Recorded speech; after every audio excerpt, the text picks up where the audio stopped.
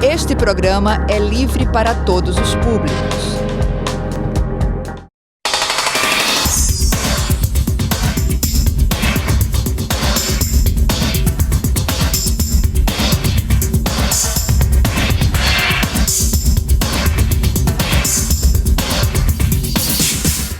Olá, o Olhar Independente de hoje dirige a objetiva para Macambira, a mostra de cinema de realizadoras. São 3 dias dedicados à produção feminina, que tem tido um aumento gradual, porém significativo, não só no Nordeste, mas no Brasil afora. Durante a mostra teremos oficinas, mesas redondas, exibições de filmes nacional e local. E você acompanha com a gente tudo aqui no Olhar Independente.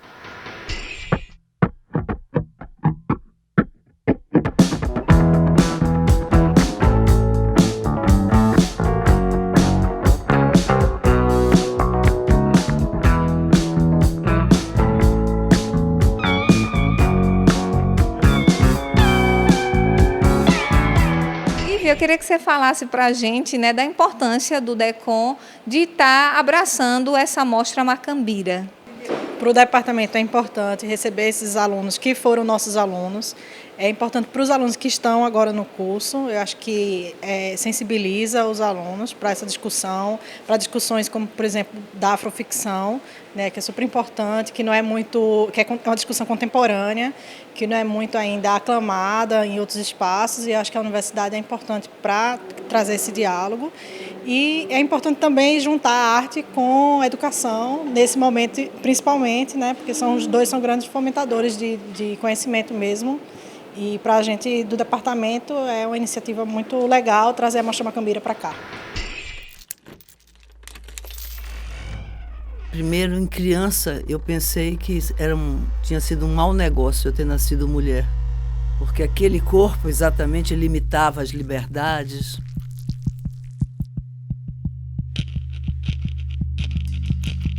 Muito complicado, eu acho, para a mulher, que ela já cresce com os abusos, acaba sendo meio insuportável também, não é? Na pirâmide de tolerância, eu sou a última. Dentro da minha casa, eu aprendi que meu peso era um problema.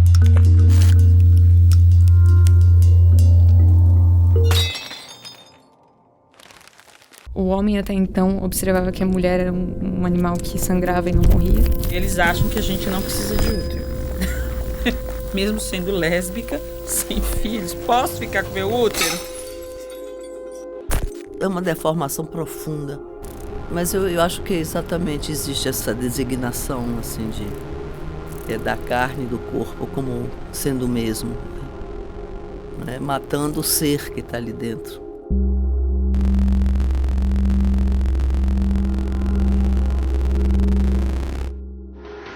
Como é que foi pensada toda essa programação, A gente sabe que tem oficina, tem mesa e, claro, tem a programação de filmes locais e nacional. Fala um pouquinho aí desse apanhado. A Macambira, Mostra de Cinema de Realizadoras, é uma idealização de Pipa Dantas e Diana Coelho e tem uma realização do Mulungu Audiovisual em parceria com a Salobra Filmes. Tem o patrocínio do FIC 2018, que é importante falar, o Fundo de Incentivo à Cultura, lançado pela Prefeitura de Natal através da Fundação Cultural Capitania das Artes. E a Macambira tem essa proposta de trazer filmes dirigidos por mulheres, cis, trans, travestis e pessoas não binárias, com o intuito de trazer para a discussão a pauta sobre o feminismo no cinema e levando em consideração, sobretudo, as representatividades de raça, classe, identidade de gênero, identidade sexual. E aí, para além da exibição dos curtas-metragens e sessões temáticas, escolhidos por curadoria da mostra, teremos também o longa convidado, Ilha, de Glenda Nicásio e do Ari Rosa, que é muito importante para a gente pensar novos repertórios de narrativas de corpos racializados no cinema,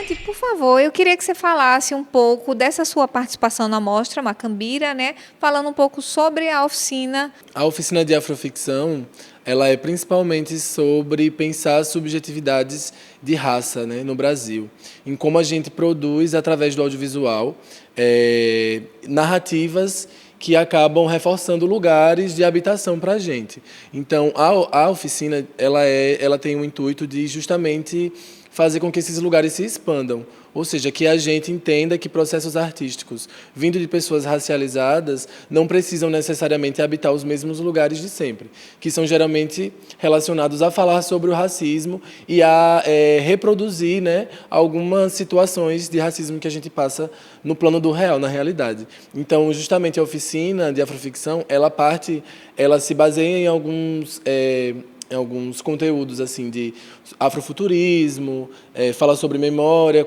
diáspora, justamente para pensar em como nós, enquanto pessoas racializadas, podemos produzir de um lugar onde a gente pode falar sobre qualquer coisa, considerando que somos seres subjetivos individualmente, que não necessariamente o grupo racializado precisa estar sempre falando sobre raça e reforçando esse lugar.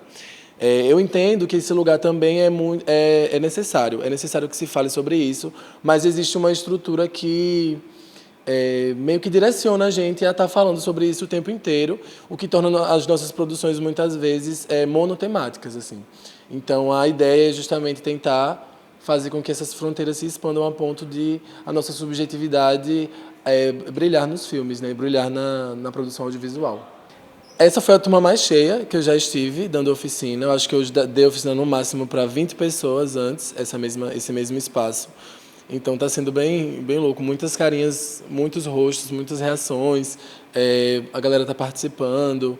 Acho que muitas referências também são em comum do pessoal que estava aqui. Então, eu estou animada justamente por ver que cresceu muito, né?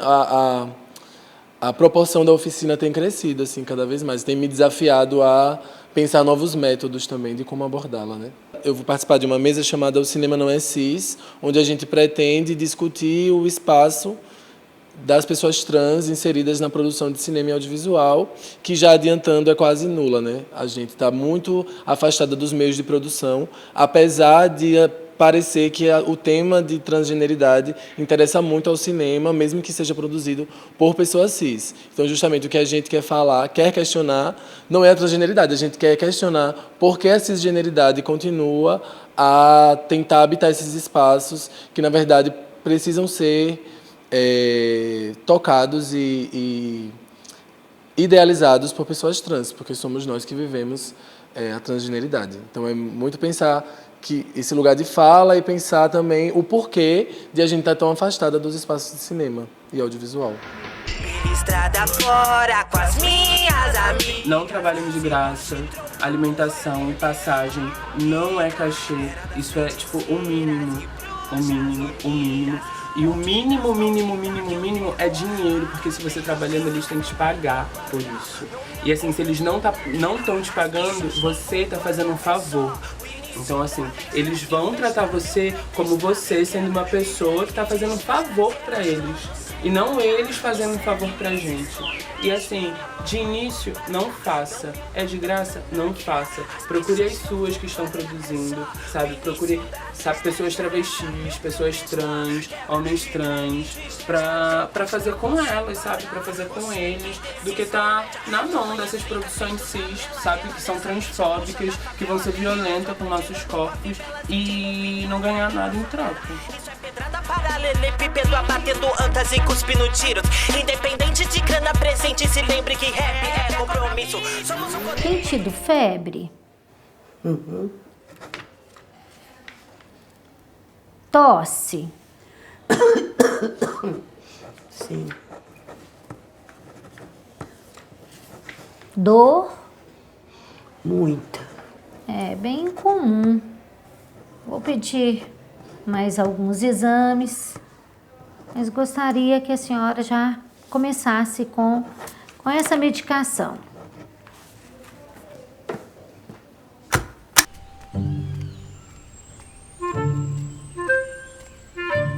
Quem tem tem problema de pulmão não sou eu. Pois é, mas desse jeito vai passar para nós também, não é? Ah, desculpa, eu posso apagar. Não, eu acaba, vai espediçar. Você já acendeu não sei quantos? Oi. Ei. Tudo bem? Tudo. Quem tem problema de pulmão é a Ângela. É, mas se você continuar...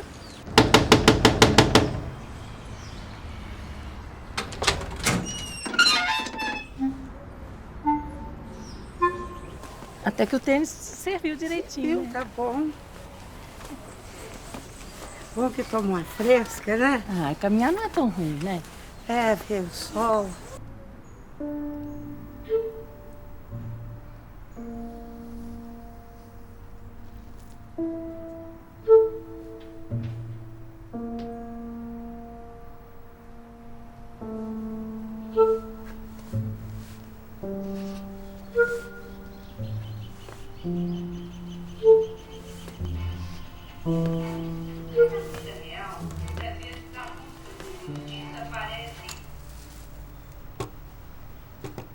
Oi, Ângela.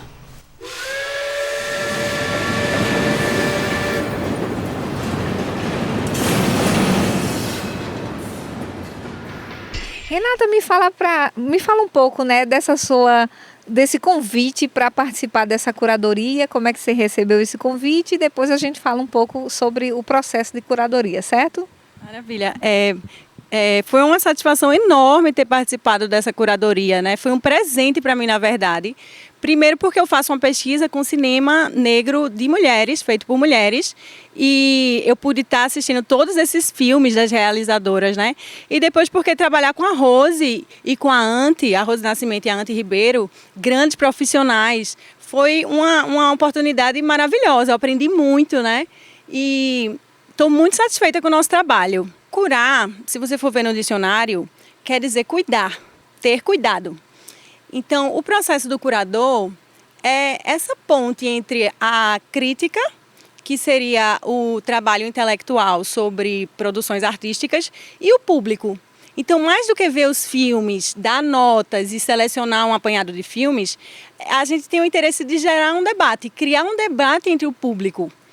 E aí, esse processo foi uma delícia, porque a gente estava muito afinada, as três curadoras, no processo de descolonização das imagens, né? Então, uma constante que eu aprendi com a Janaína Oliveira, a Kênia Freitas e a Carmen Luz, que são curadoras do Festival de Cinema Negro Zósimo Bubu, na oficina que chamou Imersão em Curadoria, uma das máximas é como narrar o trauma sem revivê-lo. Né? Porque no final esses filmes, eles fazem parte do inconsciente das diretoras, das realizadoras, né? E é aí que eles nos matam. Então, como trazer essas narrativas e ressignificar imagens que a gente já tem tão enraizada e como criar novas imagens, né?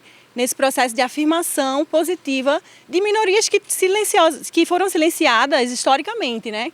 Então, essa era uma coisa muito importante para a gente, né? Era um dos critérios.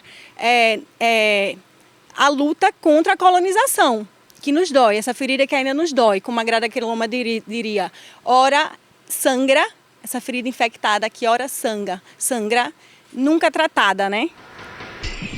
Eu queria escrever um poema que falasse de amor, do voo livre dos pássaros, da cortina de fumaça na janela, dos cigarros ansiosos entre os dedos, mas me perco em frases soltas e sem nexos. Será que ainda sei ser poeta? Tudo é um sopro ligeiro do tempo e enquanto escrevo isso, esqueci a próxima frase. Quantas palavras não ditas flutuam sob o céu da boca? Você saberia me dizer? Eu perco a conta, as sílabas, engulo letras ou as troco de lugar, mas sempre fui boa com palavras e ruim com raízes quadradas. Será que é possível desaprender o que se ama, perder o tino, a mão e fazer tudo desandar? Será que é possível desamar, perder a identidade, não se reconhecer no reflexo? O tempo passa ligeiro demais e é preciso pressa para não perder o próximo poema.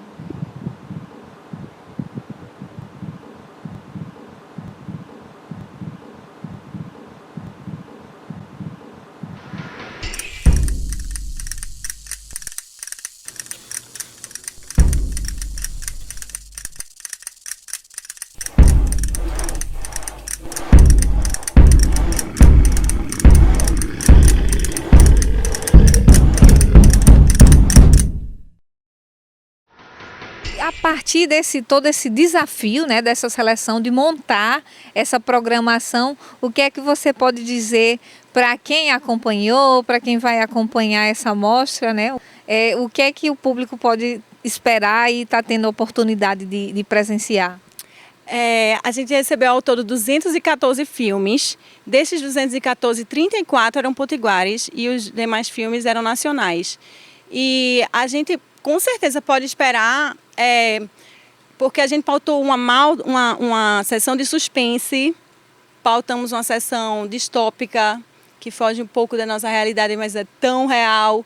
Então, pode esperar muitas emoções, histórias de vida e ancestralidade, um diálogo com essas vozes silenciosamente, historicamente silenciadas, né? E daí a gente aprendeu também que se você vai fazer um filme e você vai ter um protagonista trans, mas você não tem um trans na equipe, você está chovendo no molhado. É mais do mesmo. Então, é tão importante quanto a representação frente às câmeras é a participação por trás, porque é isso que vai garantir a questão de ressignificar imagens que a gente já tem e de criar novas imagens, né? Porque o cinema, na verdade, é isso, né? É essa recriação da realidade, né? Essa forma de se ver e de se inspirar. Então, a gente espera que todo mundo se inspire muito com esses filmes, se inspire para produzir, porque é muito interessante ver o que se passa na cabeça de todas essas mulheres e se inspire para ver filmes e para debater eles, né? Porque é um tripé, o público, a crítica e a curadoria, né? Daí a gente consegue fazer. Não existe uma formação para curador stricto sensu, né? Então, a formação do curador, ela vem disso, vem da pesquisa, vem da prática curatorial, ou de repente uma mulher faz um filme maravilhoso que se destaca e tem um grande alcance esse filme, e daí ela pode passar a ser curadora, né? Então é na prática que a gente vai aprendendo e vai estudando, porque não existe essa formação ainda, né? Então, foi assim com a cena drag, mas eu acho assim, a cena drag é só um microcosmo do que acontece em todas as áreas, até fora da arte, mas o que não é arte. Mas até fora da arte na cidade, justamente por isso, porque da apatia vem aquela coceira para fazer algo acontecer, e quando você finalmente vê aquele negócio acontecendo, você quer extravasar a sua energia e fazer aquilo acontecer da melhor forma possível. E é assim que eu me enxergo, é assim que eu enxergo o microcosmo que eu estou inserido, que é a drag, e a música que eu estou me inserindo agora, e a sociedade que eu estou me inserindo até o dia que eu morrer.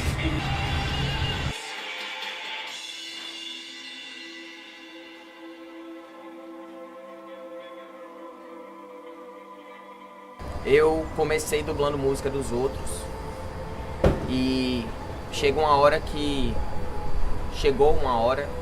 que as coisas que eu queria falar não necessariamente estavam sendo tão explícitas como eu queria.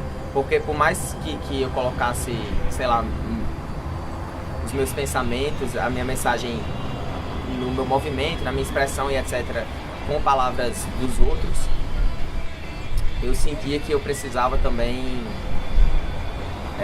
falar determinadas coisas para um determinado público que, sei lá, poderia estar aberto a ouvir aquilo.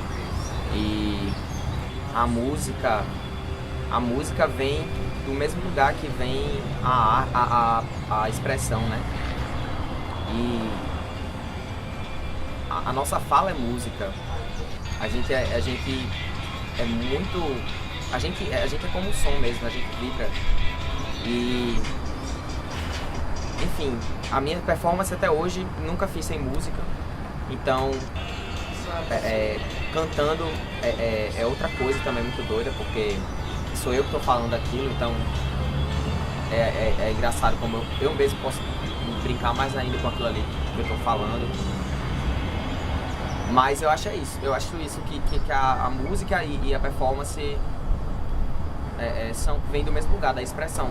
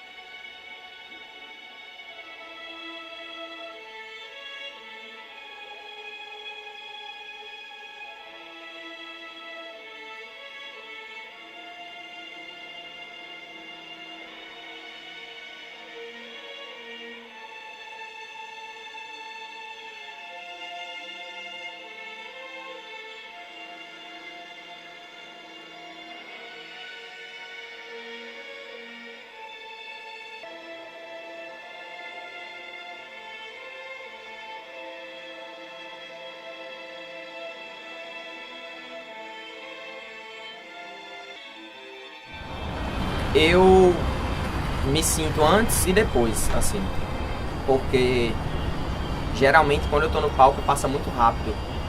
É como se eu tivesse uma vibração muito acelerada, assim, que eu não consigo nem me ater direito ao compasso do tempo, assim. Mas quando passa, e nos poucos momentos que eu consigo estar, assim, 100% presente, no sentido da memória, eu me sinto livre, eu me sinto ouvido, eu sinto que eu tô onde eu devia estar mesmo naquele momento. E não só no palco, tanto assim. Quando qualquer lugar que eu tiver e tiver música, eu sinto que é pra isso que eu nasci. Pra dançar.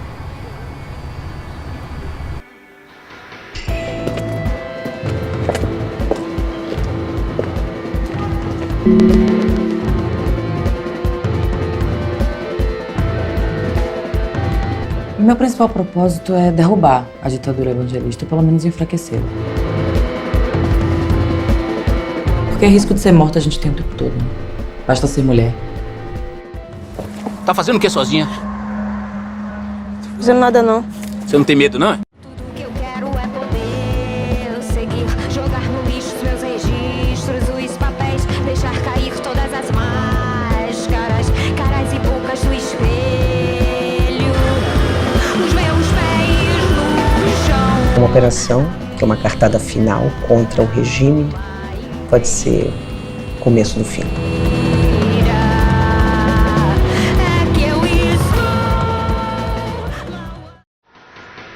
Me fala como é que você recebeu, né, o resultado em relação ao seu filme ser selecionado e para você o que é que significa participar da Mostra Macambira?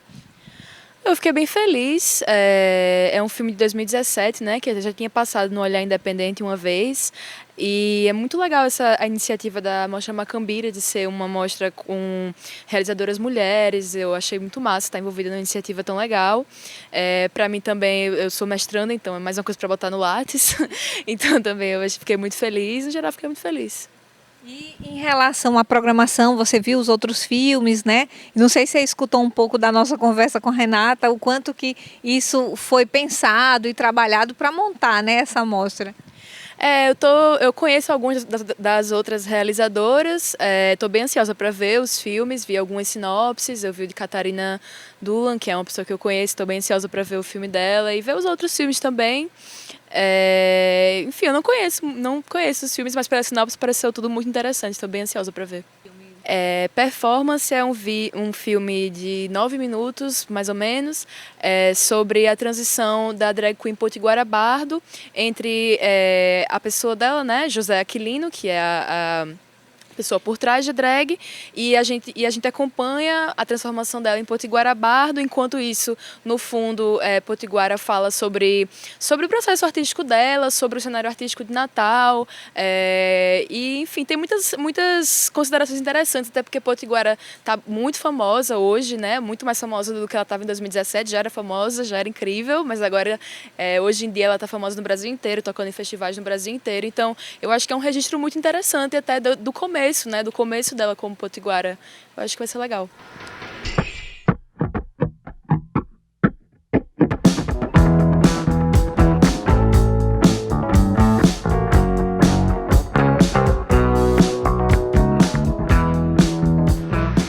E esse foi o Olhar Independente de hoje, gravado diretamente da Mostra Macambira. Espero que vocês tenham gostado. E não esquece de curtir as nossas redes sociais no Instagram ou Facebook Olhar Independente TVU. E eu espero você na próxima semana com mais produção audiovisual. Tchau, tchau!